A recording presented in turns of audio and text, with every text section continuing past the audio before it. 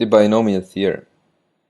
Binomial coefficients. The question here asks you to find the coefficient of the fourth term in the binomial expansion of x plus y to the power of 7. Before we start, let's recall the general form of any term in a binomial expansion, which is ncr times the first term raised to a power of n minus r times the second term raised to a power of r. In this question, it's clear that n is equal to 7, while r is always 1 less than the number of the specified term, since the question asks for the fourth term, so r equals 4 minus 1 and then r equals 3. Now, by replacing the values of n and r and replacing the first and the second terms in the general form, we have 7c3 times x to the power of 7 minus 3 times y to the power of 3. Using a calculator to evaluate 7c3, it gives 35 times x to the power of 4 times y to the power of 3, and therefore the coefficient of the fourth term in x plus y to the power of 7 is 35. Here is another question that asks you to find the coefficient of the seventh term in the binomial expansion of x minus y to the power of 11. Clear that n equals 11 and r equals 7 minus 1 equals 6. Now, by replacing the values of n and r and replacing the first and second terms in the general form, we have 11c6 times x to the power of 11 minus 6 times negative y to the power of 6. Using calculator to evaluate 11c6, it gives 462 times x to the power of 5 times y to the power of 6. Here the negative sign disappeared because the power over y is even, and therefore the coefficient of the seventh term is 462. Here is a question that asks you to find the coefficient of the x to the power of 3 times y to the power of 7 term in the binomial expansion of 2x minus 3y to the power of 10. It's clear that n equals 10 and r equals 7